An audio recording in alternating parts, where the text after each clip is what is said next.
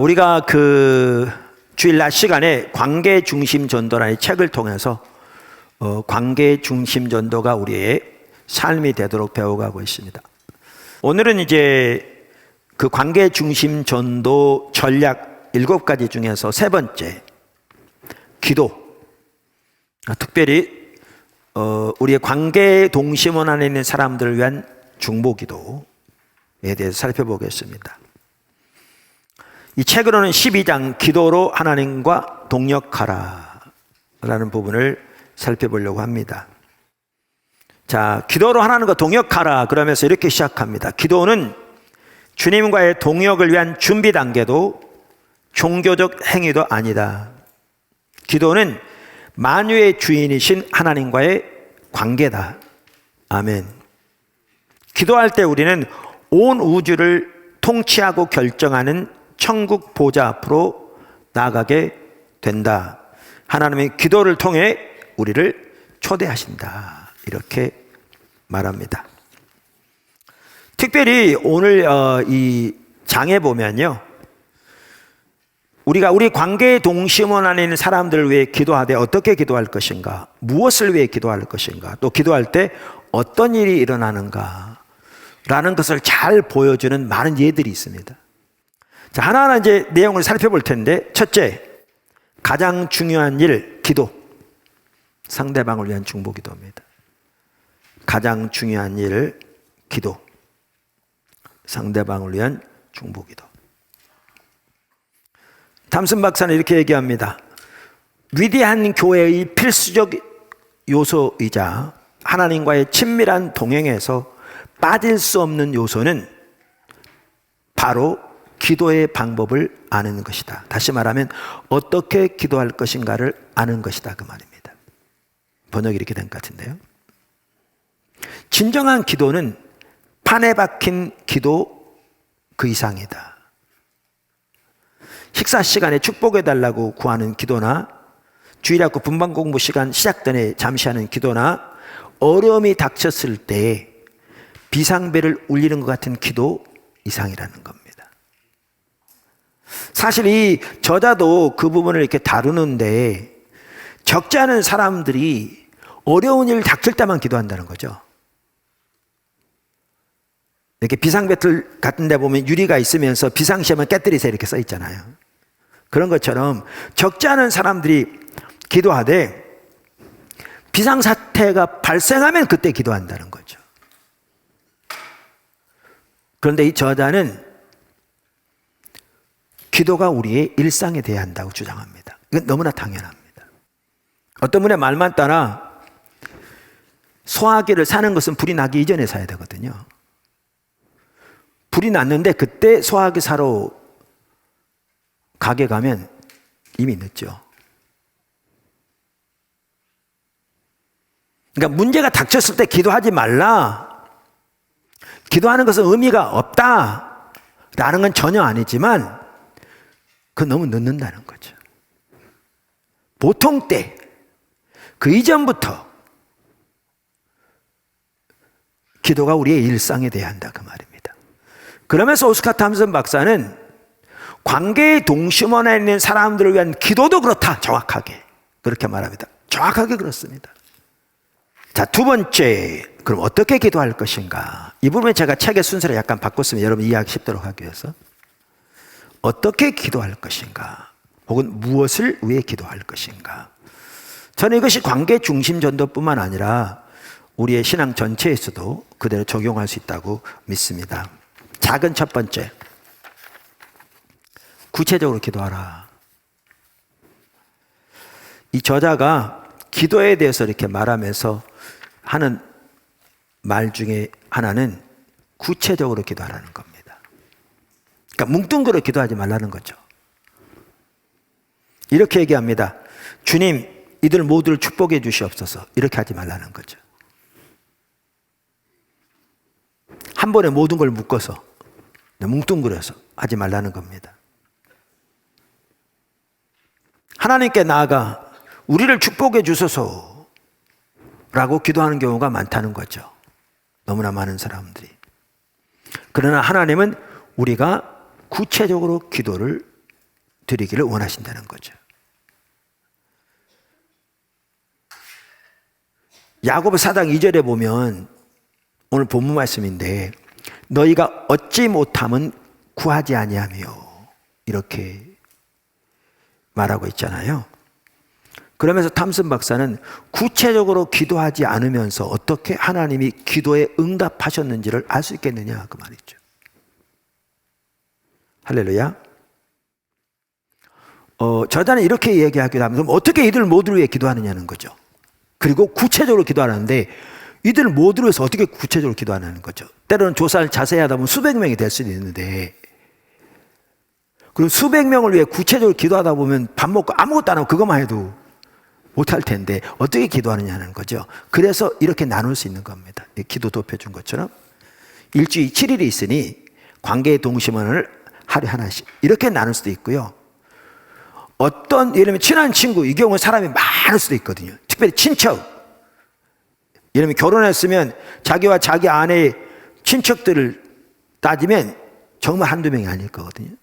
그러면 이렇게 숫자가 작은 동심원은 모아서 하루에 하고 이 숫자가 많은 동심원은 나눠서 이렇게 요일을 나눠서 할 수 있는 어떻게 되든지 간에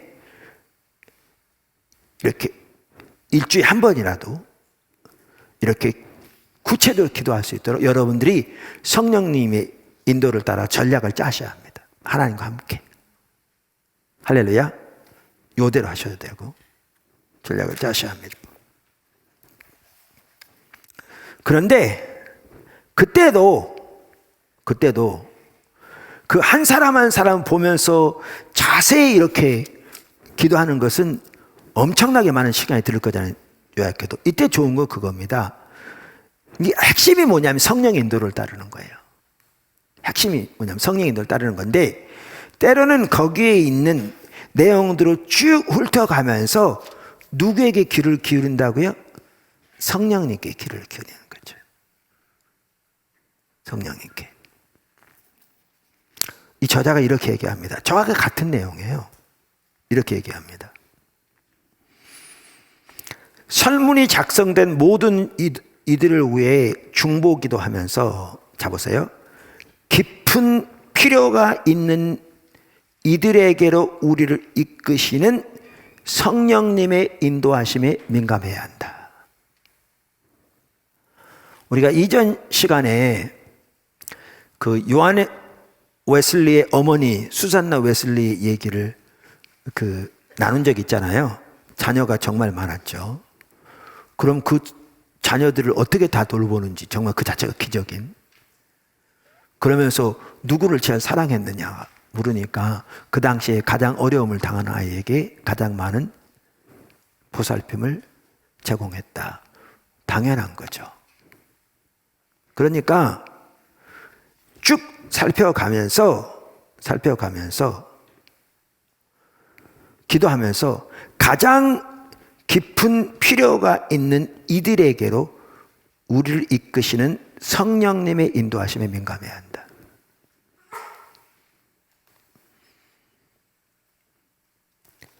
그러니까 성령님의 인도를 따르는 것이 매우 중요합니다. 그런데 그 성령님의 인도를 따르되 어떻게 성령님 인도하시는가? 다양한 방법을 쓰시죠. 사람마다 다를 수 있어요. 몇 가지를 이렇게 얘기합니다.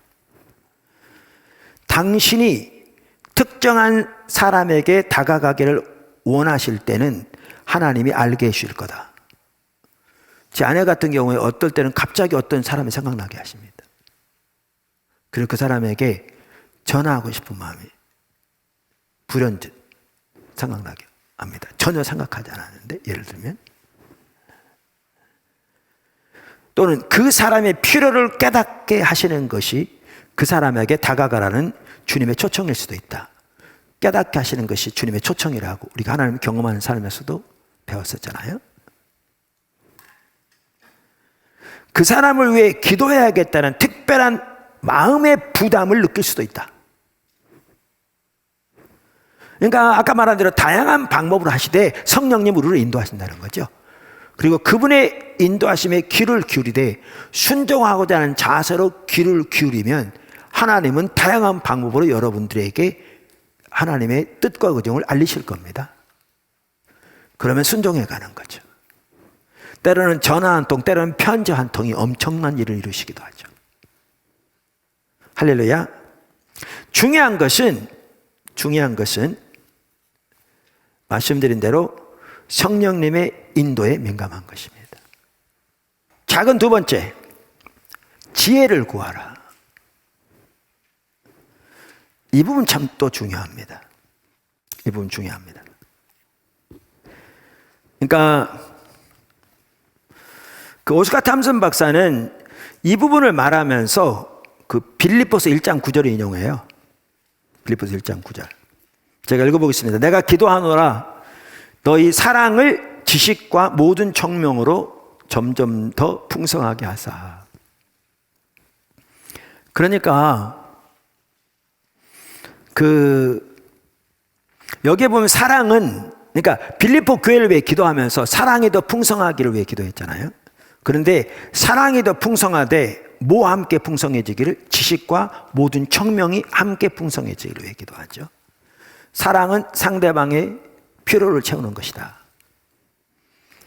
이게 이 관계 중심 전도 이 책이 가지고 있는 핵심적인 가치 중에 하나인데, 저는 개인적으로 앞으로 그걸 살펴보겠지만 그게 성경의 핵심적인 가치라고 저는 확신합니다. 사랑은 상대방의 필요를 채우는 것이죠. 근데 상대방의 필요를 채우는 이 사랑이 점점 더 풍성해지기를 위해 기도하되, 뭘 위해 기도하느냐?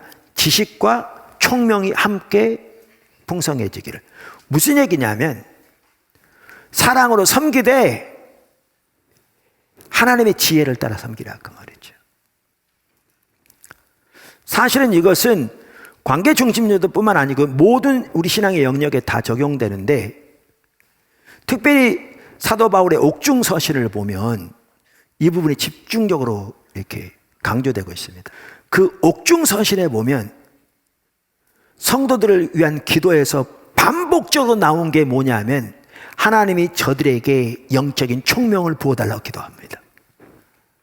영적인 분별력을 부어달라고 기도합니다. 그래서 하나님의 뜻을 분별하게 해달라고 기도합니다. 이걸 보면 우리 신앙의 모든 면에서 하나님의 뜻을 분별하는 것이 얼마나 중요한 것인가를 볼 수 있습니다. 사실 그래야 하나님이 기뻐하시는 일도 할 수 있고, 그래야 영적인 열매도 우리 삶 속에 맺히고, 그래야 하나님도 더 알 수 있고, 모든 면에서. 그런데 여기에 보면 사랑으로 섬기는 일에 있어서도 영적인 총명이 필요한 걸 말해주고 있습니다. 정말 그렇습니다. 사랑으로 섬기는 일에 있어서도 영적인 총명이 필요한 것을 알 수 있습니다. 여러분, 남 도와주는 거 쉬울 것 같죠? 절대 쉽지 않습니다. 도와준다고 열매가 자동적으로 맺히지 않습니다. 진짜 하나님의 지혜가 필요합니다. 사랑하는 거요, 상대방의 필요를 채우는 거요, 정말 하나님의 지혜가 필요합니다. 성령의 인도가 필요합니다. 그래서 사도 바울은 이렇게 사랑이 풍성하기를 구하면서 지식과 총명이 부어지기를, 즉 하나님의 지혜가 부어지기를 기도하라고 말합니다. 그러면서 탐슨 박사는 이렇게 얘기합니다. 누군가를 위해 빌립보서 1장 9절의 기도를 해본 적이 있는가? 내가 다른 이들의 필요를 채워줄 수 있도록 내 안에 하나님의 지혜가 부어지기를 기도한 적이 있는가? 이게 우리 모두가 해야 할 일입니다. 할렐루야. 아직 이러한 기도를 안 해본 분들이 있다면 지금부터라도 하십시오. 관계 중심 전도가 우리의 삶이 되기를 강력하게 인도하시는 하나님의 인도하심이요, 정말 중요한 부분으로 인도하고 계신 겁니다. 신앙에.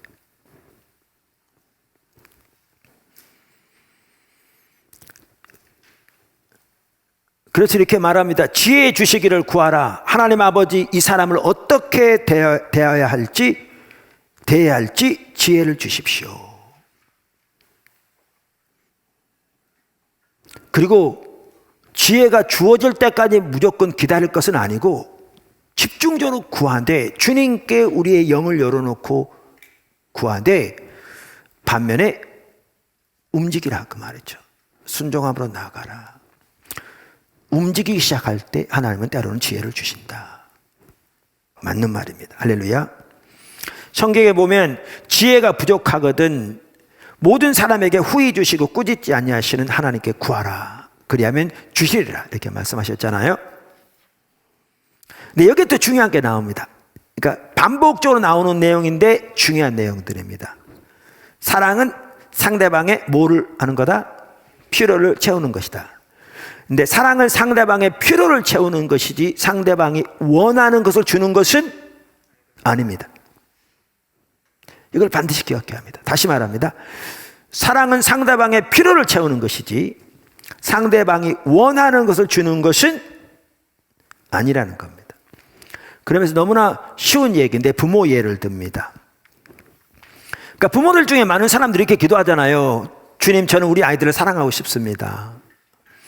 우리 자녀들의 필요를 채워주고 싶습니다. 이렇게 구하잖아요. 잘한 거죠.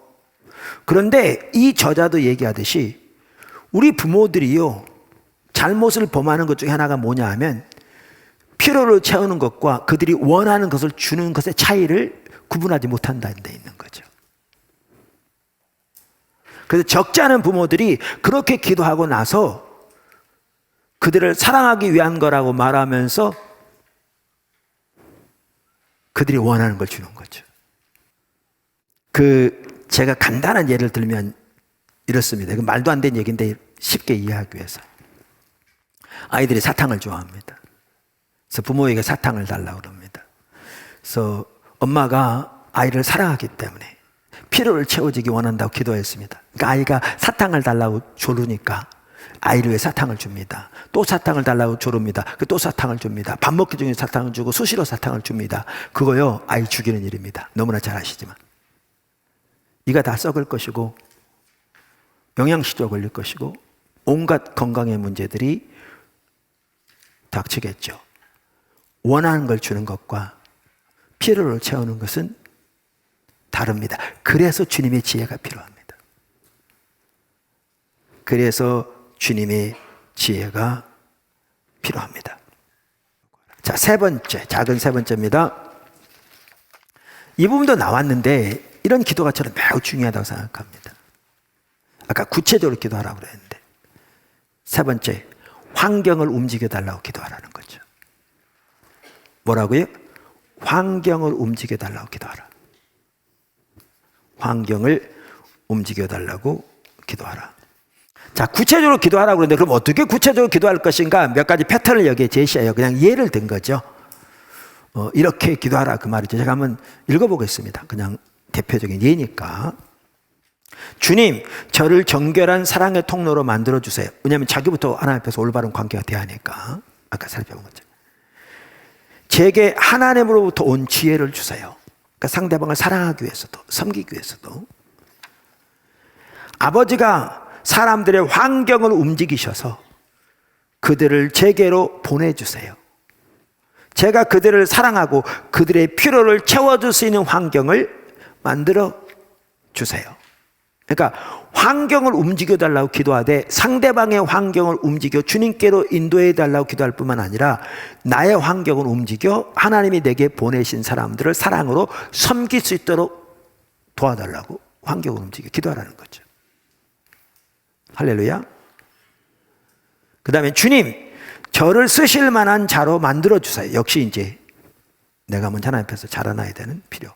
주님, 그들의 필요를 깨닫게 하시고 제가 그들의 필요를 채우고자 할 때 저를 통해 주님의 사랑을 나타내 주세요. 깨닫게, 분별력 부어달라. 그러니까 이런 기도가 참 필요합니다. 제가 이게 약간 다른 문제일지 몰라도요, 구제에 대해서 얘기 나누는데 이게 이제 성령의 역사하고도 연결되고 사모하는 자들에게 하나님 은사를 부어주시잖아요. 그죠? 저한테는 구제의 은사가 주어지지 않았어요. 그러니까 은사가 없다고 구제 안 하는 게 아니에요. 해야 돼요. 근데 은사가 주어질 때 그게 더 효과적이에요. 근데 제 아내에게는 구제 은사가 있어요. 하나님 주신. 그러면 구제 은사가 있는 사람은 어떻게 되느냐면요, 누구를 언제 어떻게 도울지가 보여요. 보이는 게 하나님이 주신 은사예요. 언제 누구를 어떻게 도울지가 보여요. 저는 구제 은사가 없는 대신에 제 아내가 하나님의 인도를 따라서 이렇게 감동받은 부분은 대부분 동의해요. 그래서 같이 협력해요.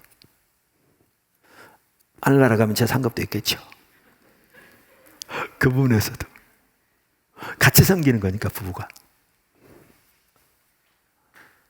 물론 제 아내의 생각이 앞서는 것 같으면 저는 이제 분별에 제동을 걸기도 하고 대부분은 해요. 어떤 경우는 몇 번 나눴는데 처음 교회를 개척할 때였는데 그때 우리 형편으로는 절대로 적지 않은 돌이었어요. 우리도 어려운데 주님이 어떤 가정을 돕기 원하신다고 제 아내에게 감동을 주셨다고 하는데 저는 듣자마자 화부터 나더라고요. 우리는 형편이 그런데 근데 하나님의 인도하심이 그럴 수 있겠더라고요. 순종했는데 그게 그 당시에는 몰랐는데 그게 계기가 돼서 나중에 그 가정 전체가 구원받았어요. 가장은 술중독자였고요. 자녀들 중에 한 명 빼놓고는 아무도 예수를 안 믿었고요. 그 가장의 아내, 어머니는 교회를 과거에 다녔었는데 지금 안 다니고 있는 그런 가정이었는데 그게 계기가 돼서 그 가정 전체가 주님께 돌아왔어요. 지금도 그분 전체가 신앙생활 잘해요. 그게 계기가 되었어요. 출발점이 되었어요. 그게. 그러니까 사랑으로 섬기는 게 엄청난 하나님 일을 하는데 아주 중요한 게 뭐냐면 하나님의 지혜를 따르는 거예요. 성령의 인도를 따르는 거라고요. 그러니까 우리에게 은사가 없다고 이렇게 포기할 것이 아니라 주님의 도움을 구하고 하나님의 지혜를 구하고 아까 구하는 자에게 지혜를 주신다고 하나님 말씀하셨으니까 성령의 기름을 구하고 순종하고자 하는 자세로 그럼 주님이 부어주시죠. 기쁨으로 부어주실 겁니다. 그런 기도를 하기를 하는 것을 기뻐하실 겁니다. 그런 기도 하기를 열망하실 겁니다. 하나님께서. 자, 세 번째 소그룹을 위한 기도. 저는 이 부분도 우리 교회에서 꼭 되었으면 좋겠더라고요. 특별히 오이코스에서 소그룹을 위한 기도. 그러니까 우리는 너무나 많은 경우에 기도할 때 이렇게 기도하고 싶다는 거죠. 사랑하는 주님, 저와 제 아내, 저의 아들, 저의 며느리에게 복을 주세요. 그리고 끝낸다는 거죠. 너무나 이기적이고 자기중심적인. 물론 그 기도 필요하지만 가장 가까운 가족부터 시작해야 되니까 거기만 머문다면 그건 이기적이겠죠.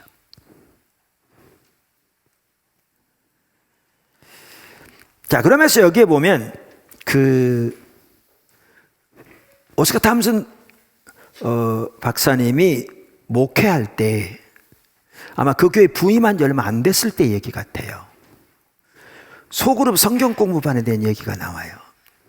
갔더니 자매 성경 공부반이 있는데 등록 인원은 25명이더래요. 근데 실제로 모이기는 교사를 포함해서 학생 3명하고 4명만 모이더래요. 25명 중에. 그랬는데 주님이 그 목사님 사모님 캐롤라인에게 그 성경 공부에 대해서 계속 부담을 주시는 거죠. 그걸 맡아서 이렇게 하기를 자꾸 마음에 부담을 주시는 거예요. 성령께서 우리를 인도하시는 방법 중에 하나가 마음에 부담을 주시는 겁니다.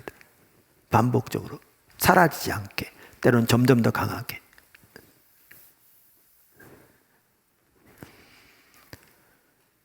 그래서 사모님이 순종하기로 결정한 거죠. 그리고 이제 출석부를 집으로 가져왔는데 아까도 말한 대로 25명 중에서 4명만 출석하는, 그리고 교회 부임한 지 몇 달이 안 돼서 그런지 얼마 안 돼서 그런지 몰라도 25명 중에 아는 사람은 5명밖에 없더랍니다. 그런데 일주일 동안 하루에 1시간씩 25명을 위해 기도했답니다. 다른 거 아무것도 안 하고 기도부터 한 거죠. 그들을 위해 집중적으로 기도한 거죠. 그리고 이제 그 다음 주에 아까 4명이 나온다고 그랬잖아요. 그 4명하고 사모님과 5이서 이제 25명을 5명씩 나눈 거죠. 그래서 한 사람이 5명씩 계속 기도하자. 어떤 프로그램을 하기 전에, 연락을 취하기 전에 우리 먼저 기도부터 하자. 그래서 이렇게 기도합니다. 그러면서 이제 사모님이 그 4명 출석하는 분들에게 여기 있는 25명을 누군지 아느냐고 물어본 거죠. 근데 아는 사람도 많지 않은 거예요. 그러면서 이 말을 하더랍니다. 거기 낸시라는 사람은 있는데 그 낸시는 모두가 알더래요. 그러면서 하는 말이 사모님에게 그 낸시한테는 절대로 가지 마십시오. 신방하지 마세요. 낸시나 그의 남편 해리는 교회를 아주 싫어합니다. 면전에서 거칠게 문을 닫아버릴지도 모르고요. 폭력을 행사할지도 모릅니다. 교회로도 상처를 받아 그리스도인들 아주 싫어합니다. 그러더래요. 그랬더니 사모님이 이렇게 얘기했답니다. 이런 자세들이 참 중요한 것 같아요. 우리가 배워야 할 자세들이에요. 우리는 거기에 부안해동하기 쉬워요. 그런 얘기를 하면. 그러면 사모님은 우선 그렇게 조언해 주신 것에 감사를 표현하고, 그러나 주님은 이러한 특별한 부분에도 전문가이시며 주님은 그 가정도 사랑하신다는 말을 덧붙인 거죠. 그러면서 기도를 하자고 부탁해는 이렇게 한 겁니다. 앞으로 우리는 주님이 환경을 움직이셔서 우리가 그들을 사랑하고 그들의 필요를 채워줄 수 있게 해달라고 기도합시다. 반복적으로 나오는 기도지만 정말 중요한 기도입니다. 제가 다시 읽어볼게요. 앞으로 우리는 주님이 환경을 움직이셔서 우리가 그들을 사랑하고 그들의 필요를 채워줄 수 있게 해달라고 기도합시다. 그렇게 기도를 시작했는데요. 3주 후에 사모님의 그 성경 공부반에 참석하는 간호조무사 학생이 전화를 한 거예요. 그 낸시가 폐렴에 걸려 병원에 입원했다고. 그러니까 사모님이 성경 공부한 학생 한 명하고 꽃을 사서 방문한 거죠. 낸시가 매우 감사해한 거죠. 특별히 미국 같은 경우는 아이들이 일정 이상 나이가 안 되면은요, 아이들끼리만 놔두면 법적으로 걸립니다. 애들 데려가 버립니다, 국가에서. 그리고 엄청난 벌금형을 맞습니다. 그래서 병원에 있는 동안에 아이들을 돌봐 주겠다고 말한 거죠. 얼마나 감사했겠어요. 그러면서 전화번호를 남겨주면서 혹시 다른 도움이 필요하면 연락을 달라고 이렇게 얘기한 거죠. 그랬더니 어떤 일이 있었는가? 그 다음날 바로 전화가 온 거예요. 그 낸시가 사모님에게, 캐롤라인에게 남편이 다쳐서 병원에 입원했다는 거예요. 그래서 목사님과 사모님이 이제 남편 해리를 만나러 간 거죠. 병실에 들어갔더니 그의 얼굴은 해같이 빛나더랍니다. 감사하고. 화가 난 폭력을 쓰는 거친 남자가 아니라 커다란 고민형 같더래요. 그리고 그들이 퇴원하자 그들에게 음식을 가져다 주고요. 왜냐하면 음식 만들기 힘들 거니까 이제 퇴원해서. 그게 계기가 되어져서 그들은 하나님의 사랑이 이 사람들을 통해 자신들에게 흘러들어오는 걸 느끼게 된 거죠. 그게 계기가 돼서 그 부부 아이 2명까지 4명이 교회 몽땅 나온 겁니다. 나와서 예수님을 이렇게 새롭게 믿을 뿐만 아니라 예배 모든 성경 공부에 적극적으로 참여하는 거죠. 그랬더니 아까 그 4명이서 5명이서 나눠서 했으니까 나머지 4명 있잖아요. 그 4명 속에 불이 붙기 시작한 거죠. 하나님 일하신 게 보이니까. 어떻게 하나님 역사하시는 게 보이니까. 그래서 이 4명도 자신들의 기도 목록에 있는 사람들을 위해서 더 기도하면서 사랑으로 섬기기 시작했습니다. 그랬더니 한 사람씩 이제 주일 성경 공부에 나오기 시작했습니다. 미국 남침예 교단은요, 주일 예배를 성경 공부가 먼저 있습니다. 성경 공부하면 주일 학교라고 그러는데, 썬데이 스쿨. 아이들만 있는 게 아니고요, 애들부터 어른까지 다 있습니다. 그리고 그 끝나면 예배를 드립니다. 그리고 그날 통계 몇 명 모이는가는 예배 통계를 잡는 게 아니고요, 성경 공부에 참석한 통계를 잡습니다. 예배. 그 성경 공부에 나오기 시작한 거죠. 당연히 이어지는 예배에도 함께 했겠죠. 또 다른 사람에 대한 병원 신방에 대한 얘기도 그렇습니다. 시간상 줄이겠습니다. 어떤 일이 있었는가? 3개월 만에 25명 전체가 나오게 되었답니다. 3개월 만에. 이름도 모르던 사람들이. 장소가 좁아서 더 넓은 곳을 찾아야 했답니다. 뿐만 아니라 계속 설문해가고 중보기도 하고 다리를 놓고 사랑을 표현을 통해 섬기는 과정을 통해 7개월 만에 그 반이 35명이 됐답니다. 그러니까 35명에 40명.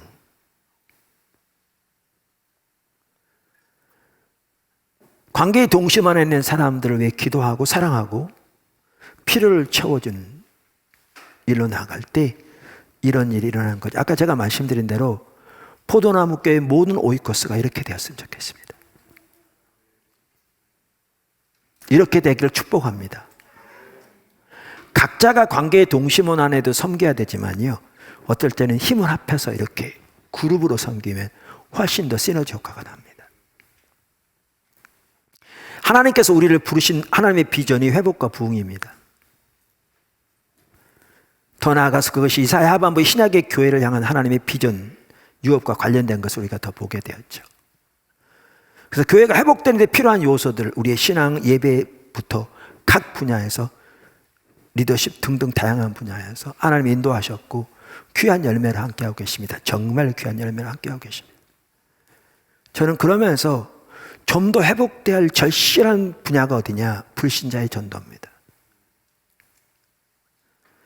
이 상황에서 포도나무 교회가 개인적으로 뿐만 아니라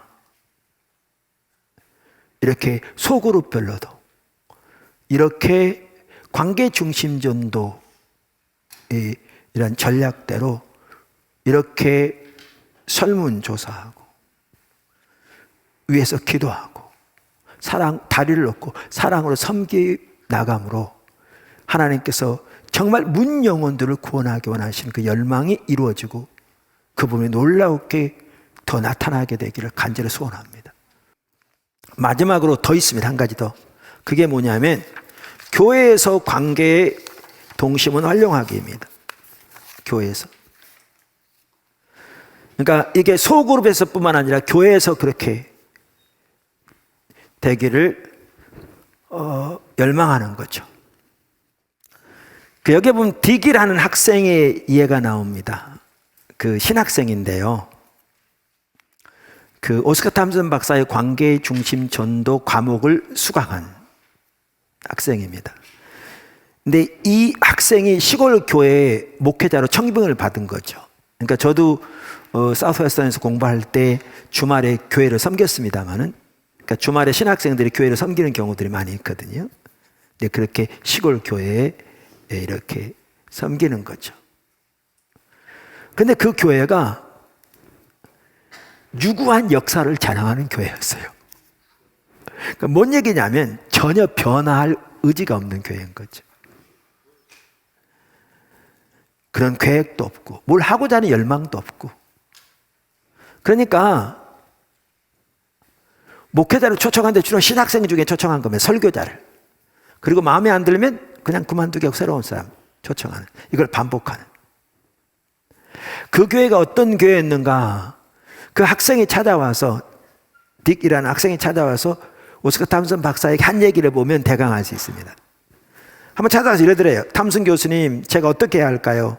말씀을 전해도 아무런 변화가 없습니다. 교인들이 기도도 하지 않습니다. 오히려 기도하라고 저를 고용했다는 말을 합니다. 교인들이 신방을 하며 사람들을 찾아다녔으면 좋겠는데 그건 제가 할 일이라고 말합니다. 교인들 마음이 딱딱하게 굳어버렸습니다. 아무것도 하고 싶어 하지 않습니다. 그러면서도 소위 모임은 있어야 한다고 생각합니다. 그러니까 예배도 부흥도 알겠는데 모임은 뭐냐는 거죠, 도대체. 그러한 교회입니다. 이러한 교회들이 얼마든지 있을 수 있거든요. 그래서 탐슨 박사님 이렇게 얘기했답니다. 관계의 동심원을 좀 소개해 보면 어떻겠냐고. 그래서 딕이라는 그 학생이 교인들에게 관계의 동심원, 관계중심 전도를 소개하기 시작했습니다. 그랬더니 변화가 일어나기 시작했습니다. 한 번 한 성도가 찾아와서 목사님, 제 아들은 작년 여름에 이 교회에서 결혼했습니다. 하지만 아들이나 며느리나 그 이후로 교회에 나오지 않았습니다. 사실 거기에 대해 한 번도 생각해 본 적이 없었습니다. 두 아이를 제 관계의 동심원에 넣고 기도하겠습니다. 이런 변화들이 여기저기서 일어나기 시작한 겁니다. 그랬더니 어떤 일이 있었는가? 얼마 되지 않아서 그 작은 시골 교회에 17명의 신자가 새롭게 생겨났습니다. 완전히 달라진 거죠.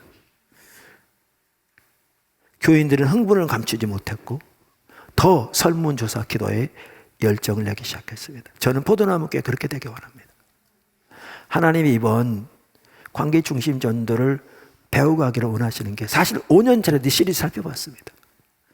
근데 이번에 다시 살펴보는 이유가 이 부분이 우리의 삶의 패턴이 되기를 원하십니다. 우리 모든 성도의 삶이 패턴이 되기를, 그래서 교회가 이렇게 되기를 주님이 강력하게 원하신다고 저는 확신합니다. 포도나무 교회가 이렇게 되었으면 좋겠습니다. 근데 여기에 중요한 한 가지가 또 있습니다. 여기 잘 들으시면 좋겠습니다. 뭐라고 되어 있냐면 교회 어르신들의 도움이 필요하다. 이렇게 나옵니다. 자, 읽어보겠습니다. 우리는 퇴직한 어르신들과 거동이 불편한 분들, 교회 원로들을 독려해 기도의 용사로 동원해야 한다. 이분들은 상대적으로 기도할 시간이 많기 때문에 교회에서 강력한 사역을 감당할 수 있다. 아멘. 여기 연세 드신 분도 많은데 가정에서 예배 드리고 계시고 할렐루야. 이런 예도 있습니다. 한 번은 그 교회에서 탐슨 박사님이 그 집을 이렇게 왔다 갔다 이렇게 주말에 이렇게 교회를 섬기고 아마 학교 다닐 때 갔습니다. 근데 교회에서 한 분이 이제 남편이 돌아가시고 혼자 되신 연세 드신 분이 시간이 많으니 이런 부분을 안 했을 때 같습니다. 나는 목사님이 예배를 마치고 집에 돌아갈 때까지 기도하겠습니다. 안전히 가도록. 그렇게 기도했답니다. 하루 저녁에는 마치고 오는데 고속도로에서 엄청난 사고가 바로 나는 옆을 지나가게 됐답니다. 그러니까 다행히 목사님은 괜찮았는데 사고가 워낙 크게 나가지고 그 사고 당한 사람들을 돕다 보니까 집에 오니까 새벽 4시 반이 되더랍니다. 그랬더니 그 다음날 그 성도님에게 전화가 왔더랍니다. 그러면서 어젯밤에 무슨 일이 있었느냐고. 왜 그러냐고 했더니 새벽 4시 반까지 하나님이 안전하게 돌아가도록 강력하게 기도하게 하셨다고. 저는 늘 주장이 그겁니다. 우리 기독교는 은퇴가 없습니다.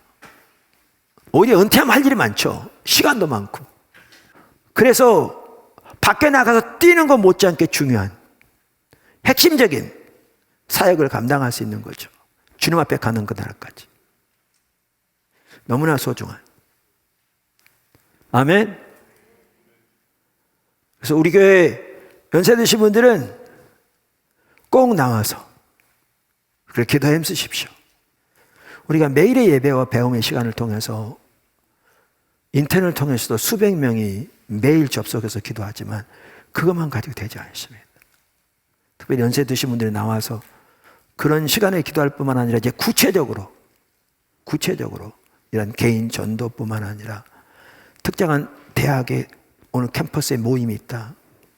전도팀들이 오늘 나간다. 등 구체적으로 그 시간대 같이 기도하는 이런 일들이 있게 되면, 그래서 기도의 산실이 되어지면 하나님이 어마어마한 일을 하실 거라고 저는 확신합니다. 그래서 그렇게 오늘 이 하나하나의 부분에 정말 우리 교회에 주신 메시지가 많은데 이 전체가 그렇지만 포도나무 교회가 주님 잘 따라갈 수 있기를 바라고, 그래서 여러분 한 분 한 분의 삶 속에 정말 풍성한 하나님의 열매가 가득하게 맺혀지기를 바라고, 그게 여러분의 삶에도 가장 행복한 삶이 될 겁니다. 주님의 은혜와 주님의 생명이 넘치는 풍성한 그 삶을 우리 교회 모든 성도들이 살게 되시기를 주님의 이름으로 축원합니다.